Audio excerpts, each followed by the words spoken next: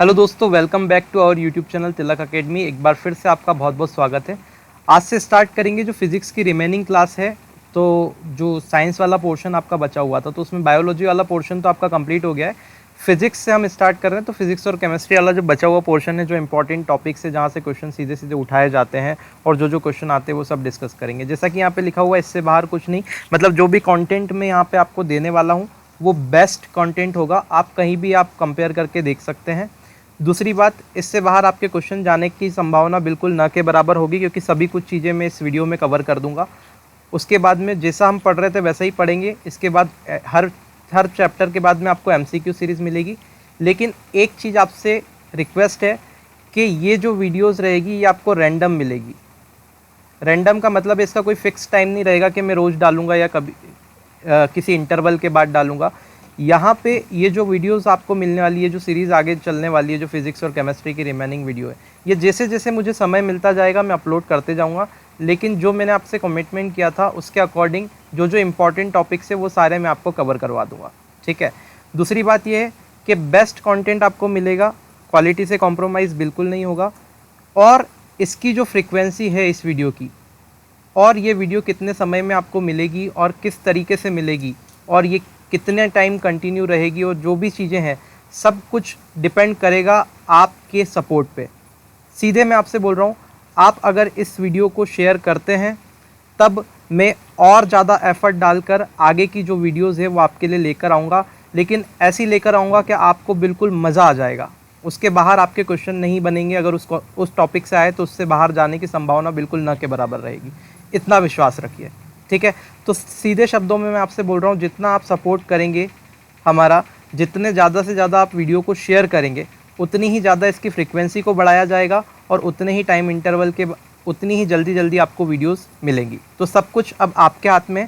आप कमेंट करके भी बता सकते हैं मुझे कि वीडियो कैसी लगी देखने के बाद। और चलिए स्टार्ट करते हैं आज की वीडियो। और ये हमारा फर्स्ट वीडियो है फिज़िक्स का। और अब आप इन्जॉय करिए और देखिए यूनिट और मेज़रमेंट में कैसे और कहाँ से क्वेश्चन आते हैं। सबसे पहले हम बात कर रहे हैं मात्रक और मापन की, यूनिट और मेज़रमेंट की। तो इस वीडियो में हम क्या क्या चर्चा करेंगे, इसमें हम यूनिट यानी कि मात्रक की चर्चा करेंगे, मात्रक के प्रकारों को देखेंगे, कितने प्रकार के मात्रक होते हैं, मात्रक की पद्धतियों को समझेंगे, फिर लंबाई के मात्रक देखेंगे, बड़ी दूरी और छोटी दूरी के मात्रक देखेंगे जहाँ से प्रश्न उठाए जाते हैं, समय के मात्रक देखेंगे, द्रव्यमान के मात्रक देखेंगे जितने भी होते हैं इंपॉर्टेंट, जहाँ जहाँ से प्रश्न पूछे गए हैं, भौतिक राशियाँ देखेंगे जो इम्पॉर्टेंट है और जहाँ जहाँ से प्रश्न पूछे गए हैं पहले भी और पूछे जाते रहते हैं, उनके मात्रक देखेंगे। और बहुत ही ज़्यादा इम्पॉर्टेंट फैक्ट देखेंगे। यहाँ पे कुछ हम लोग उपकरणों की भी बात करेंगे फिज़िक्स में यूज़ होने वाले, जिनसे प्रश्न पूछे जाते हैं, ठीक है। तो आपको बहुत सारी चीज़ें सीखने को मिलेगी। और इसके बाद भी कुछ इम्पॉर्टेंट एडिशनल फैक्ट्स और यूनिट्स के बारे में मैं आपको बताऊंगा, जो लास्ट स्लाइड पे मैं लिखकर सारी चीज़ें आपको बताने वाला हूँ, ठीक है। ये जो कंटेंट है ये मैंने खुद तैयार किया है, तो अपनी मेहनत आपके सुपुर्द में कर रहा हूँ। तो अब आपके ऊपर डिपेंड करता है कि आप इसको किस तरह से लेते हैं और कितना ज़्यादा मेरा सपोर्ट करते हैं, ठीक है। और इस वीडियो का भी जो अंजाम होगा कि किस तरह से आपको सीरीज़ मिलने वाली है वो इसी पे डिपेंड करेगी। नेक्स्ट देखते हैं। सबसे पहले हम बात करते हैं मात्रक की कि मात्रक क्या होता है। तो राशि के मापने के निर्देश मानक को मात्रक कहते हैं। ये मानक है, इसको मानक कर लीजिएगा। मतलब किसी भी राशि को अगर आपको मापना है तो किस तरीके से मापेंगे, किस यूनिट के अंदर मापेंगे, उसी को मात्रक कहते हैं। जैसे लंबाई को मापेंगे तो हम मीटर में, किलोमीटर में या सेंटीमीटर में नापते हैं। भार को नापने के लिए हम केजी का प्रयोग करते हैं। ऐसे ही अगर मुझे दूसरी चीज़ें को नापना है तो अलग अलग यूनिट का प्रयोग करते हैं। अब देखिए, मात्रक जो होते हैं वो दो प्रकार के होते हैं। पहला होता है मूल मात्रक और दूसरा होता है व्युत्पन्न मात्रक। अब यहाँ पे ध्यान से समझिए मूल मात्रक क्या होता है। मूल मात्रक का मतलब ये जो मेन यूनिट्स होती है वो है,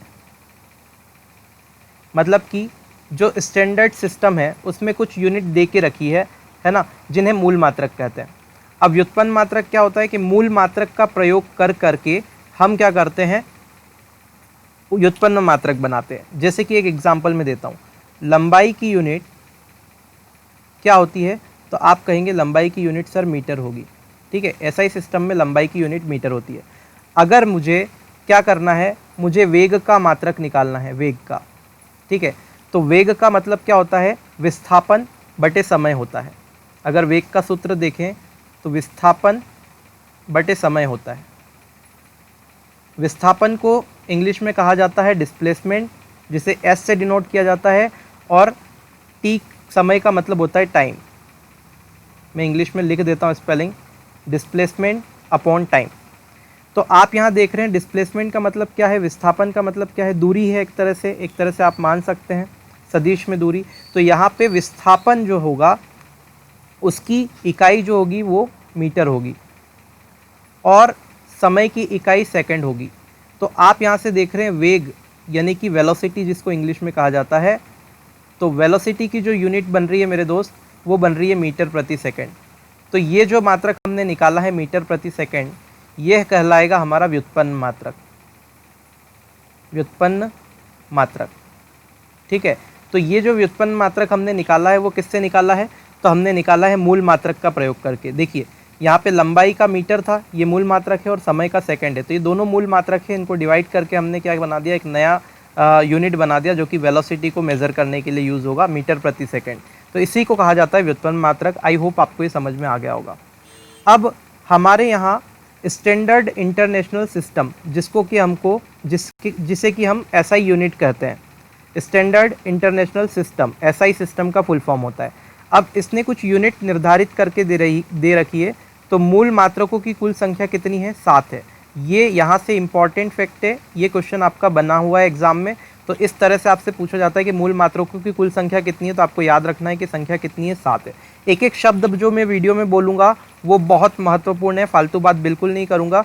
ये आपको सारी चीज़ें ध्यान रखनी है, ठीक है। कहीं से भी क्वेश्चन पूछा जा सकता है। आगे हम ऑब्जेक्टिव भी देखेंगे, लेकिन इस वीडियो के बाद में एक अलग से ऑब्जेक्टिव वाला डालेंगे, ठीक है।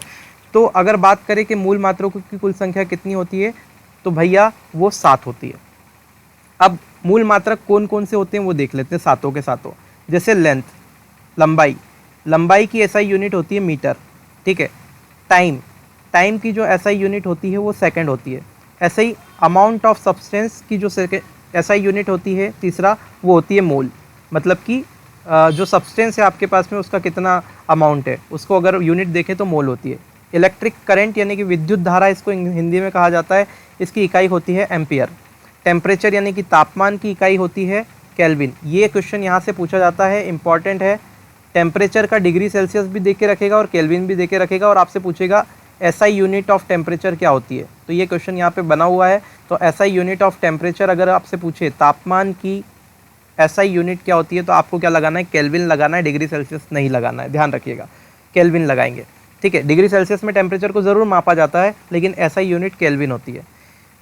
ल्यूमिनस इंटेंसिटी की यूनिट होती है कैंडेला, बहुत ही ज़्यादा इंपॉर्टेंट, कई बार पूछा गया है। तो ल्यूमिनस इंटेंसिटी की यूनिट आपको देखना है कैंडेला होती है, इसको हिंदी में कहा जाता है ज्योति तीव्रता। मास यानी कि द्रव्यमान की जो यूनिट होती है वो होती है किलोग्राम, ये आपको ध्यान रखना है। ये एसआई यूनिट में बता रहा हूँ, स्टैंडर्ड यूनिट, ठीक है। आगे बढ़ जाते हैं। तो ये 7 यूनिट होती है। मात्रक की बात करें तो 2 प्रकार के होते हैं, मूल मात्रक, व्युत्पन्न मात्रक। मूल मात्रक 7 दे रखे हैं जो कि आपके मैंने समझा दिए। व्युत्पन्न मात्रक मैंने समझा दिया कि कैसे निकाला जाता है और क्या होता है। अब आगे बढ़ते हैं, मात्रकों की पद्धति देखते हैं कि जो कितने सिस्टम है यूनिट के। तो अगर यूनिट के सिस्टम्स की बात करें तो मात्रकों के टोटल 4 सिस्टम है, 4 पद्धतियाँ होती है। फिर से इम्पॉर्टेंट, यहाँ से प्रश्न पूछा जाता है कि मात्रकों की कितनी पद्धतियाँ होती है, तो आप कहेंगे 4। कौन कौन सी 4 पद्धतियाँ होती है, ज़रा उनको देख लेते हैं। तो जैसे कि यहाँ पे लिखा हुआ है सीजीएस पद्धति, एफपीएस पद्धति, एमकेएस पद्धति और एसआई पद्धति। इतना ज़्यादा डीप में हमको स्टडी नहीं करना है, लेकिन इनका फुल फॉर्म हमें ज़रूर पता होना चाहिए। सीजीएस का मतलब होता है सेंटीमीटर, ग्राम और second. Centimetre, C for centimetre, G for gram और एस फॉर सेकंड। ऐसे ही एफपीएस का मतलब होता है फुट, पॉन्ड, सेकंड पद्धति। ऐसे ही एमकेएस का मतलब होता है मीटर, किलोग्राम, सेकंड पद्धति। ऐसे ही एसआई सिस्टम का मतलब होता है अंतर्राष्ट्रीय पद्धति यानी कि स्टैंडर्ड इंटरनेशनल सिस्टम, ठीक है। ये आपको ध्यान रखना है। अब यहाँ पे 2 चीज़ 3 एक फैक्ट आपको यहाँ पे याद रखना है, लिखा हुआ दिखाई दे रहा होगा कि सीजीएस, एमकेएस और एसआई पद्धति जो होती है वो मापन की दार्शनिक पद्धतियाँ हैं, ठीक है। तो ये दार्शनिक पद्धतियाँ हैं। फिर से इंपॉर्टेंट, यहाँ से आपसे प्रश्न पूछा जाता है कि दार्शनिक पद्धतियाँ कौन सी है मापन की, या फिर कौन सी नहीं है, तो एक ऑप्शन दे देगा और FPS फिर नहीं होगी, ठीक है। तो CGS, MKS और SI पद्धति दार्शनिक पद्धति, ये आपको ध्यान रखना है। अब यहाँ पे और कुछ चीज़ें यहाँ पे आप देख लीजिए, एक नोट है जो कि बहुत इंपॉर्टेंट है, याद रखना है।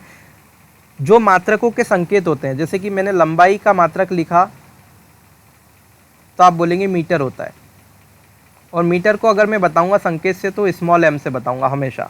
तो मात्रक के जो भी संकेत होते हैं वो स्मॉल लेटर में होते हैं, लेकिन जिन मात्रकों को साइंटिस्ट के नाम के ऊपर रखा गया है, साइंटिस्ट मतलब वैज्ञानिकों के नाम के ऊपर जिन मात्रकों को रखा गया है, उनको हम क्या करते हैं मेरे दोस्त, कैपिटल लेटर में ही लिखते हैं, ये आपको ध्यान रखना है। दूरी की जैसे इकाई मैंने बोली तो मीटर लिख दिया मैंने, लंबाई या दूरी की इकाई मीटर लिख दिया। ऐसे ही विद्युत धारा की इकाई क्या होती है, एम्पियर होती है। तो एम्पियर जो है एक वैज्ञानिक का नाम है, ठीक है। तो अल्टीमेटली इसके नाम पे यूनिट रखी गई है, तो इसको हम कैपिटल लेटर से बताएंगे। तो जो वैज्ञानिक के नाम से यूनिट रखी गई है वो कैपिटल लेटर में, और बाकी स्मॉल में हम रिप्रेजेंट करते हैं। तो ये चीज़ें फैक्ट है, आपको ध्यान रखना है।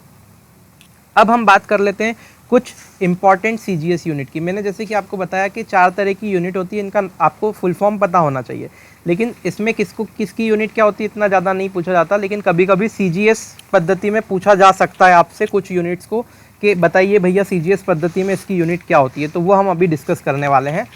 अब इसमें आप ध्यान रख लीजिए, ये जो मैंने फुल फॉर्म बताया उसके अकॉर्डिंग ये, मतलब जैसे लंबाई की अगर देखें तो लंबाई को ये सेंटीमीटर में नापेंगे इस पद्धति में, और वजन को, भार को ग्राम में नापेंगे, और समय को सेकंड में नापा जाता है। ऐसे ही अलग अलग पद्धतियों में अलग अलग चीज़ों यूनिट्स को स्वीकार किया गया है, ठीक है। लेकिन चलता कौन सा है सबसे ज़्यादा, प्रचलन में क्या है, SI पद्धति, ध्यान रखिएगा। नेक्स्ट देखते हैं। अब CGS पद्धति में कुछ विशेष मात्रक हम देख लेते हैं। तो सम इम्पॉर्टेंट CGS यूनिट की बात कर रहे हैं हम। तो आपको कुछ ध्यान रखना है कि अगर आपसे पूछ लिया जाए दाब, ये वही बता रहा हूँ जिस पे क्वेश्चन बने हुए हैं और जो इम्पॉर्टेंट है, ठीक है। तो अभी मैं बात कर रहा हूँ, जैसे मैंने लिख दिया दाब, दाब का मतलब होता है प्रेशर। तो प्रेशर का जो CGS यूनिट होता है वो बार्य होता है, इस तरह से लिखा जाता है। तो प्रेशर यानी कि दाब को बार्य में नापा जाता है। ऐसे ही विद्युत धारा अगर बात करें, मैं CGS की बात कर रहा हूँ, विद्युत धारा, तो CGS यूनिट में इलेक्ट्रिक, इसको इंग्लिश में कहा जाता है इलेक्ट्रिक करंट। तो CGS यूनिट जो होती है इलेक्ट्रिक करंट की, वो आपकी बायोट होती है, बायोट, ठीक है। थोड़ी सी राइटिंग को आप कॉम्प्रोमाइज़ कीजिएगा, ठीक है। तो ये विद्युत धारा की जो इलेक्ट्रिक करंट की यूनिट होती है CGS, वो बायोट होती है। ऐसे ही अगर मैं ऊष्मा की बात करूं तो ऊष्मा की CGS यूनिट जो होती है, ऊष्मा का मतलब होता है हीट, हीट की जो CGS यूनिट होगी मेरे दोस्त, उसको कहा जाएगा कैलोरी। ऊष्मा की CGS यूनिट होती है कैलोरी। ऐसे ही बल, बहुत इंपॉर्टेंट, बल यानी कि फोर्स, इसकी जो CGS यूनिट होती है वो होती है डाइन। डाइन को आप डायन करके याद रख लो कि बल जो है वो डायन बल लगाती है ऐसे CGS में, है ना। तो ये देख लेना, CG का मतलब छत्तीसगढ़, तो छत्तीसगढ़ की डायन बल लगाती है, इस तरह से आप याद रख सकते हैं, जैसा भी आप चाहें, ठीक है। कार्य या ऊर्जा की इकाई पूछे, मैं बोल रहा हूँ CGS इकाई बोल रहा हूँ मैं, बार बार ध्यान रखिए, SI यूनिट नहीं है, SI यूनिट अलग हो जाती है। कार्य और ऊर्जा की इकाई पूछे तो वो होती है अर्ग। CGS में अर्ग होती है, लेकिन SI यूनिट इसकी जूल हो जाती है, ध्यान रखिएगा। आवेश की अगर इकाई पूछी जाए CGS, तो आपको ध्यान रखना ये होती है फ्रैंकलिन। कहीं ना कहीं सभी से क्वेश्चन बने हुए हैं पिछली एग्ज़ाम में, RRB, NTPC, ग्रुप डी, आपकी व्यापम की PEB की परीक्षा, सभी के लिए बहुत इंपॉर्टेंट है। टॉपिक मेरे दोस्त वही रहता है। कुछ बच्चे कमेंट करके बताते हैं सर ये रेलवे के लिए है क्या, ये सर उसके लिए है क्या, ये MP की परीक्षा के लिए। भाई साइंस है, अगर वो मात्रक एंड मापन से उसने डालने का सोचा है क्वेश्चन, तो वो कहीं से भी डाल सकता है, फिर आपको पढ़ना ही पड़ेगा, आपको पता ही होना चाहिए। अगर वो बोल दे कि आवेश की बताओ CGS यूनिट क्या है, तो मना कर क्या होगे क्या कि ये तो NTPC का क्वेश्चन है, MP में कैसे पूछ लिया, MP का क्वेश्चन है, NTPC में कैसे पूछ लिया। देख लो अब आपके हिसाब से, बाकी मैं आपको सारी चीज़ें बताऊंगा, ठीक है। ऐसे ही अगर चुंबकीय घनत्व की इकाई की बात करिए, इतना इंपॉर्टेंट नहीं है, गॉस होती है, आप याद रख सकते हैं। और श्यानता की जो इकाई होती है, श्यानता यानी कि विस्कोसिटी, विस्कस फोर्स भी बोले जाता है जिसे, तो श्यानता की जो इकाई होती है वो स्टॉक होती है। बस ये आपको इतना ध्यान रखना है। तो इतनी चीज़ें आपको ध्यान रखनी है, इंपॉर्टेंट है, जो मैंने आपको बता दी। अब आगे बढ़ जाते हैं, लंबाई के मात्रक। तो देखो लंबाई दो तरह की होती है। पहली तो लंबाई जो होगी वो छोटी लंबाई होगी, छोटी लंबाई, उसके मात्रक देखेंगे। और कुछ बड़ी लंबाइयाँ होती है, उनके मात्रक देखेंगे। मैंने अपने हिसाब से क्लासीफाई करके रखा है, ऐसा कोई क्लासिफिकेशन होता नहीं है, लेकिन आपको समझ में आ जाए इसलिए मैंने आपको ऐसे क्लासीफाई करके बता रहा हूँ। अब छोटी लंबाई के मात्रक, जैसे कि मैं बोलूँ एंगस्ट्रॉम, है ना, तो इसको बोला जाता है एंगस्ट्रॉम। एंगस्ट्रॉम, एंगस्ट्रॉम, एंगस्ट्रॉम का मतलब होता है 10 की घात -10 मीटर। ये आपको ध्यान रखना है, सीधे सीधे कभी भी पूछा जा सकता है, ठीक है। और इसका उपयोग क्यों किया जाता है? तो ये एंगस्ट्रॉम का उपयोग जो है तरंग दैर्घ्य को नापने के लिए किया जाता है। तरंग दैर्घ्य को मापने के लिए किया जाता है। तरंग यानी कि तरंग दैर्घ्य का मतलब होता है वेवलेंथ, इंग्लिश में कहा जाता है वेवलेंथ। तो वेवलेंथ किस में मेजर की जाती है? तो एंगस्ट्रॉम यूनिट होती है, जिसका मतलब होता है 10 की घात -10 मीटर। अगर आप ऐसे दशमलव लगाएंगे तो 0 के बाद में 10 जीरो लगाना, तो और फिर 1 लिखना, तो इस तरह से वो कुछ बनेगा, है ना। तो ये ध्यान रखिएगा, इतना मीटर। अब ये एंगस्ट्रॉम हो गया। अब इसके आगे बात करते हैं, थोड़ा सा मैं स्लो करके बता रहा हूँ अगर आपको, ताकि सबको समझ में आ जाए। अगर आपको और फास्ट करना है तो आप वीडियो की स्पीड फास्ट करके भी देख सकते हैं, ठीक है। तो चलिए सेकंड बात करते हैं, ये पहला हो गया एंगस्ट्रॉम। सेकंड बात करते हैं नैनोमीटर। हिंदी में भी नैनोमीटर ही कहा जाता है। इसका मतलब होता है 10 की घात -9 मीटर, ठीक है। एक नैनोमीटर का मतलब होता है 10 की घात -9 नैनोमीटर। एक एंगस्ट्रॉम का मतलब होता है 10 की घात -10 मीटर। बहुत छोटी लंबाई की यूनिट है ये, ठीक है। इसका बात होता है एक फर्मी, ठीक है। फर्मी का मतलब होता है 10 की घात -15 मीटर। ये बहुत ज़्यादा इंपॉर्टेंट है, जो इंपॉर्टेंट है, जहाँ से क्वेश्चन बन रहे हैं, मैं बार बार बता रहा हूँ। फर्मी क्यों इंपॉर्टेंट है? क्योंकि ये लंबाई की सबसे छोटी इकाई है। ये क्वेश्चन पूछा जाता है कि लंबाई की सबसे छोटी इकाई क्या है, तो आप कहेंगे लंबाई की सबसे छोटी इकाई जो होती है वो फर्मी होती है। तो 10 की घात -15 मीटर होता है एक फर्मी का मतलब। ये आपको ध्यान रखना ही है दोस्त, यहाँ से प्रश्न बनता ही बनता है, ठीक है। इतनी बातें आई होप आपको समझ में आ गई होगी। एक और देख लेते हैं, माइक्रोमीटर। माइक्रोमीटर का मतलब होता है 10 की घात -6 मीटर। इस माइक्रोमीटर को, ये भी बहुत इंपॉर्टेंट है, इससे भी क्वेश्चन बनता है। माइक्रोमीटर को माइक्रोन भी कहा जाता है। क्या कहा जाता है? माइक्रोन भी कहा जाता है। जो कोशिका की साइज होती है, सेल की साइज, वो माइक्रोमीटर या माइक्रोन में नापी जाती है। ये प्रश्न बनता है, कई बार पूछा गया है कि कोशिका की जो साइज है वो किस में नापी जाती है। तो आप यहाँ लिख लीजिए, यहाँ लिख देता हूँ मैं, कोशिका यानी कि सेल की साइज माइक्रोन में नापी जाती है, मापने में यूज़ किया जाता है। बस ऐसे लिख देता हूँ, ठीक है। I hope that is clear, ये आपको चीज़ें क्लियर हो गई होगी। अब हम बात करेंगे कुछ बड़ी लंबाई के मात्रक की, कि बड़ी अगर लंबाइयाँ हैं तो उसको हम कैसे देख सकते हैं। अब देखिए, बड़ी लंबाई के जो मात्रक की अगर हम बात करें तो बड़ी लंबाई के मात्रक क्या क्या होते हैं ये देखते हैं। तो जैसे बड़ी मतलब कि ये, एक चीज़ और लिख लीजिए, यहाँ पे दो चीज़ें और छूट रही है, वो भी मैं लिखवा देता हूँ। mm, छोटी लंबाई में मिलीमीटर भी आता है। mm मतलब होता है मिलीमीटर, ठीक है। ये मिलीमीटर हो गया, इसका मतलब होगा 10 की पावर -3 मीटर, 1 मिलीमीटर में। ये होता है सेंटीमीटर, 1 सेंटीमीटर भी होता है, सेंटीमीटर। सेंटीमीटर की अगर यूनिट की बात करें तो वो, इसको अगर कन्वर्जन की बात करें तो 10 की घात -2 मीटर के बराबर होता है 1 सेंटीमीटर, ठीक है। 1/100 मीटर भी आप बोल सकते हो, ठीक है। अभी ध्यान से देखते हैं, थोड़ी बड़ी लंबाइयों की बात करते हैं। तो बड़ी लंबाई में क्या क्या आ जाएगा? बड़ी लंबाई की यूनिट हो जाएगी इंच।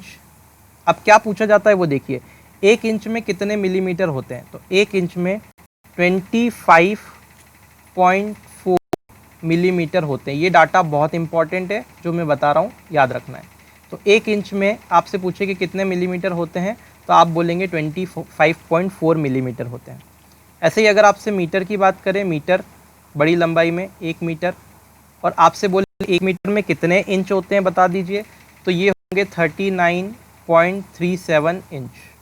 ये डाटा आपको थोड़ा सा याद रखना है, कभी कभी क्वेश्चन पूछ लिए जाते हैं, ज़्यादा फ्रिक्वेंटली तो नहीं लेकिन कभी कभी ज़रूर पूछे जाते हैं।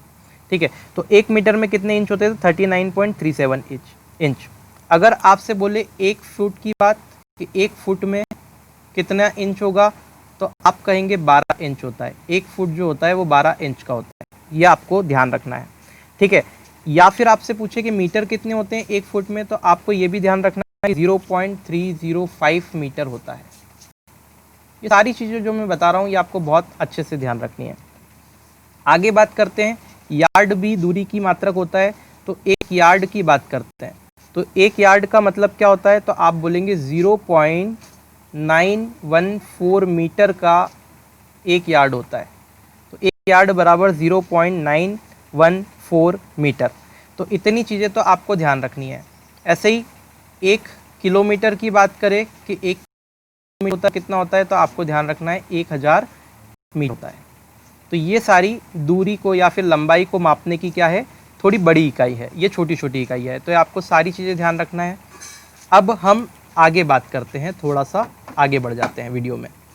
अब बड़ी दूरी के मात्रक, ये बड़ी दूरी की बहुत बड़ी दूरी जो कि जैसे कि एस्ट्रोनॉमिकल दूरी होती है, यानी कि ग्रहों के बीच की दूरी नापना है, या फिर यूनिवर्स में किसी पिंडों, 2 ऑब्जेक्ट है, सेलेस्टियल ऑब्जेक्ट के बीच की डिस्टेंस नापना है, तो वो हम कहाँ नापते हैं वो देखते हैं कौन कौन सी दूरी होती है। ठीक है, तो सबसे पहले बात करते हैं, बहुत ज़्यादा इम्पॉर्टेंट, लगा लीजिए, very very important, very very very, सबसे पहले हो जाती है प्रकाश वर्ष। इसको समझाता हूँ मैं कि प्रकाश वर्ष एक्चुअल में होता क्या है, लोगों को यही नहीं पता प्रकाश वर्ष क्या होता है। प्रकाश वर्ष को हिंदी में कहा जाता है लाइट ईयर। मेरे दोस्त, लाइट ईयर का मतलब क्या होता है, प्रकाश की जो चाल होती है, प्रकाश मतलब लाइट, तो अब तक जितनी भी स्पीड आप जानते हो, सबसे ज़्यादा तेज स्पीड अब तक साइंटिस्ट ने चाहे खोजी हो, या फिर यूनिवर्स की पूरे ब्रह्मांड की बात करें, तो सबसे ज़्यादा स्पीड से अगर कोई चीज़ ट्रैवल करती है तो वो है लाइट। लाइट की स्पीड से ज़्यादा तेज स्पीड संभव ही नहीं है। ठीक है, क्लियर है। तो यहाँ पे अभी तक तो लाइट की स्पीड से ज़्यादा तेज स्पीड संभव नहीं है। अब इसकी स्पीड कितनी होती है, तो आप कहेंगे 3 × 10⁸ मीटर प्रति सेकेंड लाइट की स्पीड होती है। इसका मतलब 3 × 10⁸ मीटर 1 सेकेंड में लाइट जाती है। इसको अगर आप निकालेंगे तो 1 सेकेंड में बनेगा 3 लाख किलोमीटर। 1 सेकेंड में 3 लाख किलोमीटर लाइट चलती है। मतलब चंद्रमा से पृथ्वी तक अगर लाइट को आना है तो 1 पॉइंट समथिंग कुछ सेकंड लगेगा और वो लाइट यहाँ तक आ जाएगी। ठीक है, ऐसे ही इस स्पीड के ऊपर कुछ क्वेश्चन बनते हैं जो सीधे सीधे पूछे जाते हैं कि सूर्य से पृथ्वी तक लाइट को आने में कितना समय लगता है। तो सूर्य से पृथ्वी तक लाइट को आने में 8 मिनट और 29 सेकंड के लगभग समय लगता है। ठीक है, तो 8 मिनट 30 सेकंड के लगभग ये बोला जाता है। तो सूर्य से पृथ्वी तक प्रकाश को आने में इतना समय लग जाता है, इतनी तेज स्पीड होने के बाद भी। सूर्य से पृथ्वी की दूरी कितनी है, सूर्य से पृथ्वी की जो दूरी है वो लगभग 15 करोड़ किलोमीटर है। अभी मैं आगे और बताऊंगा इसके बारे में, लगभग करोड़ किलोमीटर। ठीक है, ये आपको ध्यान रखना है। ऐसे ही और भी कुछ फैक्ट हैं जैसे यहाँ पे बता देता हूँ, जैसे जैसे मुझे याद आते जा रहा है, क्योंकि ये आपका जियोग्राफी का पोर्शन है, लेकिन बहुत इंपॉर्टेंट है, यहाँ से क्वेश्चन पूछे जाते हैं। जैसे कि पूछा जाता है कि सबसे ज़्यादा उपग्रह किसके हैं, तो वो अभी शनि बन गया है। शनि जो ग्रह है वो सबसे ज़्यादा उपग्रह है। ठीक है, इसके पहले जो थे वो जुपिटर के थे, यानी कि गुरु के। सबसे ज़्यादा उपग्रह किसका है, सबसे ज़्यादा उपग्रह, ज़्यादा उपग्रहों की संख्या। ठीक है, थोड़ा सा टॉपिक से भटक गया, लेकिन ये आपको ध्यान रखना है, क्वेश्चन आते हैं। ठीक है, और सबसे बड़ा उपग्रह किसका है, तो गुरु ग्रह का सबसे बड़ा उपग्रह है, जिसको बोला जाता है गैनीमेड। गैनीमेड करके एक सैटेलाइट है जैसे हमारा चंदा मामा है, वैसे गुरु का गैनीमेड है जो सबसे बड़ा सैटेलाइट है ना, मतलब नेचुरल सैटेलाइट, उपग्रह। ये आपको ध्यान रखना है सारी चीज़ें। अभी मैं प्रकाश वर्ष पे आ जाता हूँ वापस से। तो लाइट की स्पीड ये होती है। अब प्रकाश वर्ष की बात करें तो इसको लाइट ईयर कहा जाता है। लाइट ईयर का मतलब क्या होता है कि इस स्पीड से जब लाइट ट्रेवल करती है तो लाइट को भी ट्रेवल करने में पूरा 1 साल लग जाएगा। ठीक है, तो लाइट को ट्रेवल करने में 1 साल लग जाएगा, मतलब 1 साल में जितना लाइट ट्रेवल करती है उसी को एक दूरी कहा जाता है। और यहाँ से ध्यान रखना है आपको कि ये दूरी का मात्रक है। प्रकाश वर्ष जो है वो दूरी का मात्रक है। कभी भी ये लंबाई का या दूरी का मात्रक है, दूरी का ही बोलेंगे, लंबाई तो नहीं बोलेंगे इसको। तो ये दूरी का मात्रक है, ये ध्यान रखना। कभी कभी आप क्या लाइट वाइट का लगा के मत आ जाना प्रकाश वर्ष लिखा है तो, ठीक है, ये क्वेश्चन पूछा जाता है इसलिए मैं बार बार जोर दे के बता रहा हूँ। अब आ जाते हैं लाइट ईयर पे। तो एक प्रकाश वर्ष की बात करें, ठीक है, यहाँ पे अगर ध्यान से देखें तो एक प्रकाश वर्ष का मतलब होता है 9.46 इंटू 10 की पावर 12 किलोमीटर की दूरी, इतना होता है। मतलब लाइट 1 साल में इतने किलोमीटर दूरी तय करेगी। अगर ये किलोमीटर में है तो ये आएगा, लेकिन अगर आपसे ये मीटर में पूछा जाए तो आप लिखेंगे 9 इंटू 10⁻15 मीटर, मीटर में कन्वर्ट करोगे। तो अब यहाँ पे थोड़ा सा गच्चा खा जाते हैं स्टूडेंट। कभी कभी तो वो ऑप्शन में किलोमीटर में डाल देता है और कभी कभी मीटर में। तो दोनों में आपको ध्यान रखना है कि 9.46 10⁻12 और 10⁻15 में आप कंफ्यूज हो जाएंगे। तो 10⁻15 है तो वो मीटर लिखा होगा और 12 है तो किलोमीटर। ठीक है, तो ये आपको ध्यान रखना है। तो एक प्रकाश वर्ष दूरी का मतलब इतना होता है। ये खगोलीय पिंडों के बीच की दूरी निकालने के लिए यूज़ किया जाता है। फिर दूसरी यूनिट की बात करते हैं, पार्सेक। बहुत ज़्यादा वेरी इंपॉर्टेंट। नेक्स्ट हम दूरी की बात कर रहे हैं किसकी, पार्सेक। तो एक पार्सेक का मतलब कितना होता है, तो एक पार्सेक दूरी होती है 3.26, लगभग 3.26 प्रकाश वर्ष के बराबर, वर्ष के बराबर। यानी कि सिंपली क्या करना है मुझे, इसमें अगर 3.26 का एक प्रकाश वर्ष दूरी ये है, इसमें अगर 3.26 का मल्टीप्लाई मैं कर दूं तो मुझे एक पार्सेक दूरी मिल जाएगी। ये आपको ध्यान रखना है। ठीक है, अब हम बात करते हैं थर्ड, जो इंपॉर्टेंट है वही बता रहा हूँ, खगोलीय दूरी। यानी कि खगोलीय दूरी का मात्रक, या फिर आप इसको एस्ट्रोनॉमिकल यूनिट भी बोल सकते हैं, है ना। इसको बोलते हैं खगोलीय दूरी। आज पेन को भी पता नहीं क्या हो गया है, खगोलीय दूरी। तो आप मुझे बताइए खगोलीय दूरी का मतलब क्या होता है। तो मैं थोड़ा सा आपको समझा देता हूँ पहले कि ये सूर्य है और ये सपोज करो पृथ्वी है। तो सूर्य और पृथ्वी के केंद्रों के बीच की अगर दूरी निकाली जाए तो सूर्य के केंद्र से पृथ्वी के केंद्र के बीच की जो दूरी होती है उसको बोला जाता है 1 एस्ट्रोनॉमिकल यूनिट, यानी कि एक खगोलीय दूरी। ठीक है, तो 1 एस्ट्रोनॉमिकल यूनिट का मतलब कितना होता है, ये कितने मीटर के बराबर होता है, तो आपको ध्यान रखना है 1.496 इंटू 10 की पावर 11 मीटर होती है एक खगोलीय दूरी का मतलब। ठीक है, तो ये वही चीज़ हो गई कि मैंने आपको बताया सूर्य से पृथ्वी की दूरी लगभग 15 करोड़ किलोमीटर है, तो आप देखेंगे ये 15 करोड़ के लगभग बनेगा। क्लियर है, तो ये आपको चीज़ें ध्यान रखनी है। अब किलोमीटर के, ये मीटर में है इसलिए ऐसा दिख रहा है, किलोमीटर में कन्वर्ट करेंगे तो लगभग 15 करोड़ के समथिंग कुछ बनने वाला है। तो ये एस्ट्रोनॉमिकल यूनिट हो गई। तो ये हमने देखा बड़ी बड़ी यूनिट्स के कहाँ बड़ी बड़ी यूनिट होती है। अच्छा, एक चीज़ और मैं यहाँ पे बताना भूल गया, बहुत ही इंपॉर्टेंट फैक्ट, जैसे कि यहाँ पार्सेक लिखा था, तो पार्सेक जो है दूरी को मापने की सबसे बड़ी इकाई है। दूरी की सबसे बड़ी इकाई है, क्वेश्चन बनता है सबसे बड़ी इकाई। तो दूरी की सबसे बड़ी इकाई क्या है, पार्सेक है, ये आपको ध्यान रखना है। तो दूरी की सबसे छोटी, लंबाई की सबसे छोटी इकाई क्या थी, फर्मी, और सबसे बड़ी क्या है, पार्सेक, दोनों ध्यान रखना है। चलिए अब बात करते हैं समय के मात्रकों की। अब बात करते हैं समय के मात्रकों की। तो समय के मात्रक में ज़्यादा आपको ध्यान देने की ज़्यादा ध्यान रखने की ज़रूरत नहीं है। समय के सिर्फ 3 मात्रक होते हैं, जैसे कि समय यानी कि टाइम को हम नॉर्मली मेजर करते हैं सेकंड में, है ना, या तो करेंगे घंटे में, आवर में, या फिर मिनट में। तो ये 3 ही मात्रक होते हैं, सेकंड, आवर यानी कि घंटा, और मिनट। एक चीज़ आप ध्यान रख सकते हैं कि 1 मिनट में सबको पता है 60 सेकेंड होंगे, 1 आवर में 3600 सेकेंड होंगे, ठीक है। और 1 आवर में अगर मिनट की बात करें तो 60 मिनट होते हैं। ये चीज़ें आपको ध्यान रखनी है। बस आगे बढ़ते हैं, द्रव्यमान के मात्रक की बात करते हैं। तो द्रव्यमान के कुछ मात्रक है, यहाँ पे मैं सारे इंपॉर्टेंट आपको बता देता हूँ जहाँ जहाँ से क्वेश्चन पूछे जाते हैं, ठीक है। तो सबसे पहले बात करते हैं एक परमाणु, छोटे से बात करते हैं। तो एक परमाणु द्रव्यमान का मात्रक यानी कि 1 AMU, 1 एटॉमिक मास यूनिट किसके बराबर होता है? तो 1 एटॉमिक मास यूनिट की अगर बात करें तो वो होता है 1.66 इंटू 10 की पावर -27 kg के बराबर। एक तो चीज़ आपको ये यहाँ से ध्यान रखनी है, इसी को हम बोलते हैं एक एटॉमिक मास यूनिट।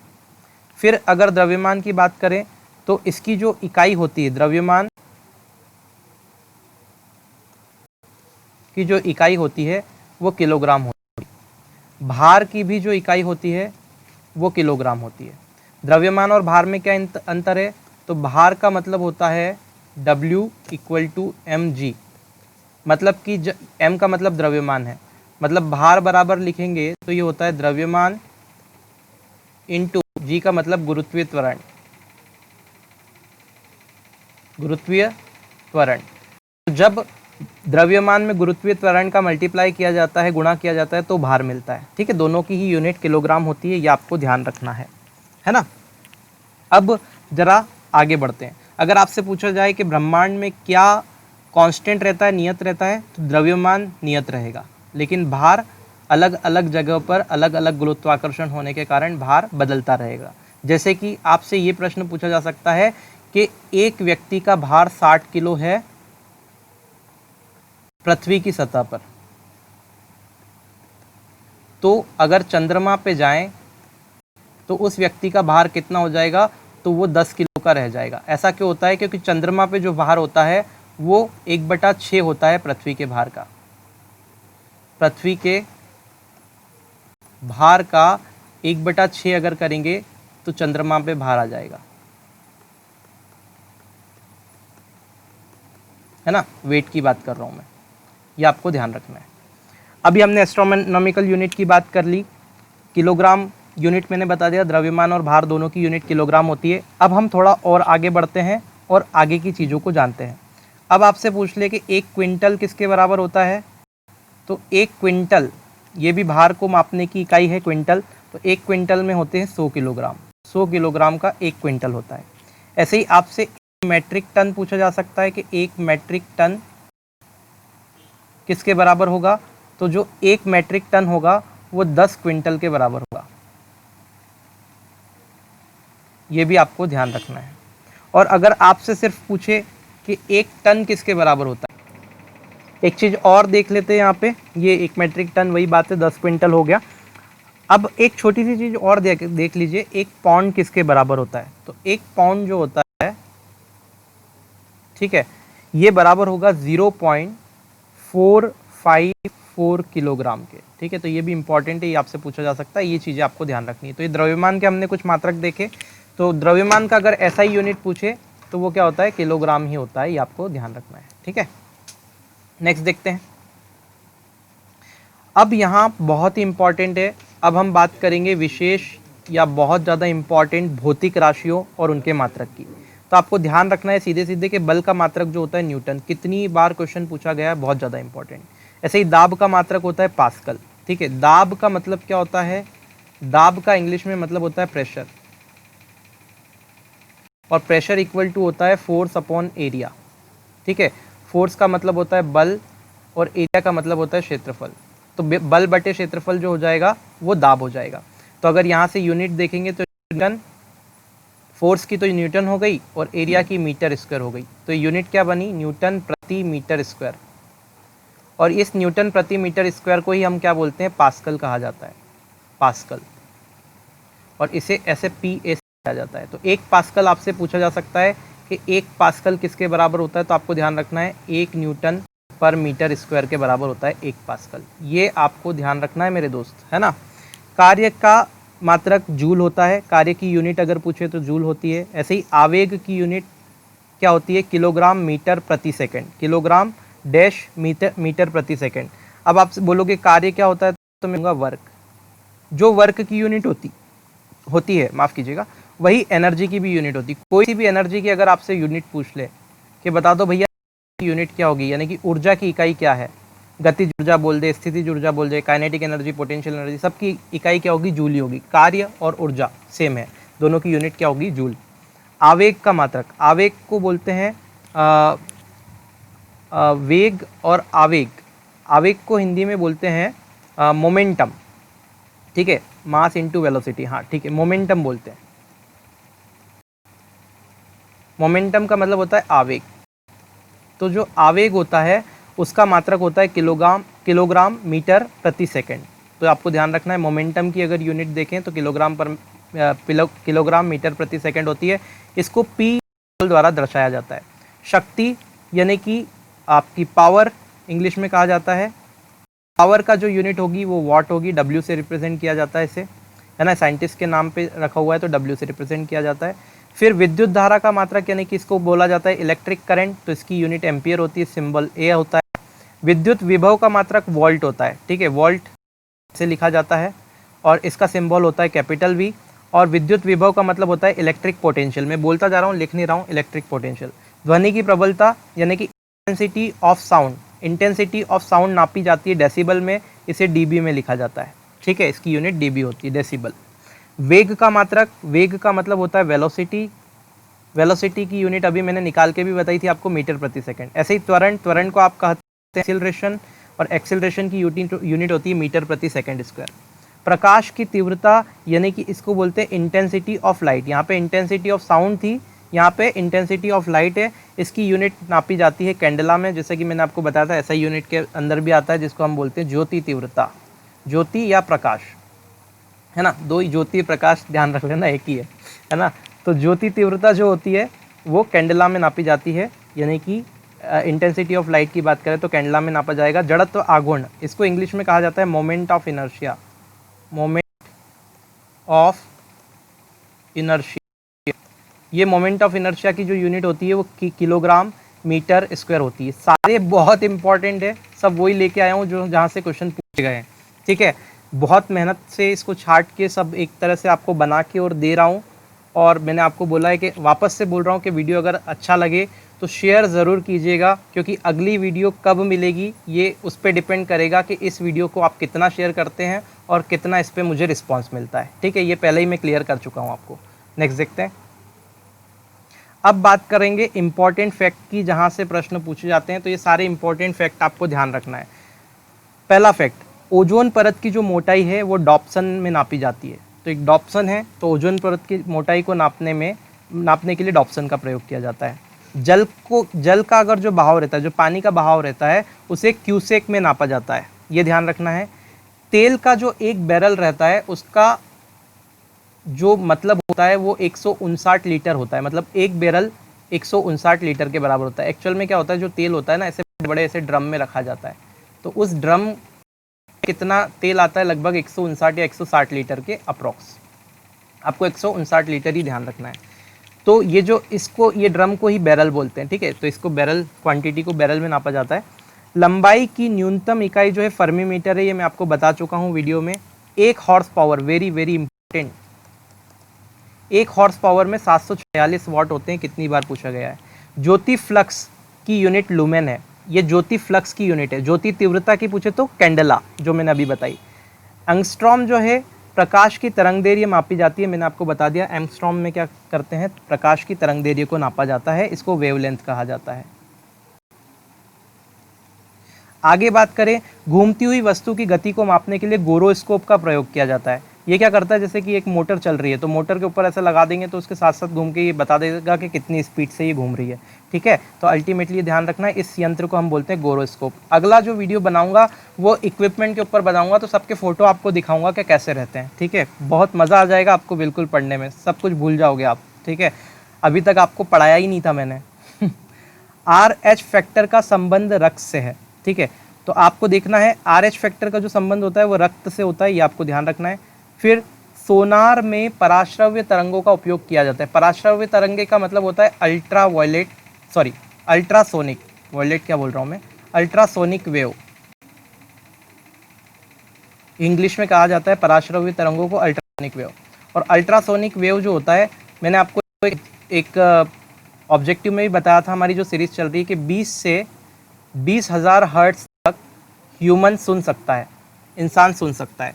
इससे जो नीचे फ्रीक्वेंसी आती है, ये फ्रीक्वेंसी की यूनिट है हर्ट्ज, है ना। यहाँ से एक क्वेश्चन और ध्यान रखना कि आवृत्ति फ्रीक्वेंसी की जो यूनिट होती है वो हर्ट्ज होती है, ठीक है, ये ध्यान रखना है। हाँ, तो मैं आपसे क्या बोल रहा था, मैं आपसे ये बोल रहा था कि 20 से 20,000 हर्ट्ज तक की जो इकाई रहती है, ये जो फ्रीक्वेंसी रहती है, यहाँ तक मानव सुन सकता है। इसके नीचे कहा जाता है इंफ्रासोनिक, इसके नीचे इंफ्रासोनिक कहा जाता है, और इसके ऊपर वाली फ्रीक्वेंसी को अल्ट्रासोनिक कहा जाता है, ठीक है। तो सोनार जो होता है उसमें क्या रहता है, ये साउंड नेविगेशन सिस्टम होता है। ये मैं बताऊंगा क्या होता है, सोनार भी पढ़ाऊंगा अच्छे से जब अभी आगे के जो चैप्टर हम पढ़ेंगे उसमें, ध्वनि जब पढ़ेंगे तब सोनार पढ़ाऊंगा, ठीक है। तो सोनार क्या होता है, साउंड नेविगेशन सिस्टम होता है। इसमें क्या होता है, अल्ट्रासोनिक रेस को हम अल्ट्रासोनिक वेव को हम क्या करते हैं, ट्रांसमिट कर देते हैं पानी के थ्रू या दूसरे मीडियम के थ्रू, और उससे क्या होता है, अल्ट्रासोनिक वेव टकरा करके रिफ्लेक्ट होकर वापस आती है। तो जो टकरा करके रिफ्लेक्ट होकर वापस आई उसका टाइम देख लेते कि इतना टाइम लगा उसको, और उस टाइम के अकॉर्डिंग दूरी का कैलकुलेशन कर लिया जाता है कि जो भी चीज़ें हमसे, जो भी ऑब्जेक्ट या जो भी टारगेट है वो कितनी दूर है। रडार वगैरह में इस टेक्निक का उपयोग किया जाता है, पनडुब्बियों में भी इस टेक्निक का उपयोग किया जाता है। आपका एक क्वेश्चन बनाया था मैंने, डॉल्फिन भी इसका उपयोग करती है सोनार का, ठीक है, ये ध्यान रखना। पायरोमीटर का प्रयोग अत्यधिक ताप मापने के लिए, तो बहुत ज़्यादा जब टेम्परेचर को नापना रहता है तो पायरोमीटर का प्रयोग किया जाता है ना। सेल्सियस पैमाना वगैरह जहाँ ख़त्म हो जाता है उतनी ज़्यादा टेम्परेचर नहीं नाप पाता है।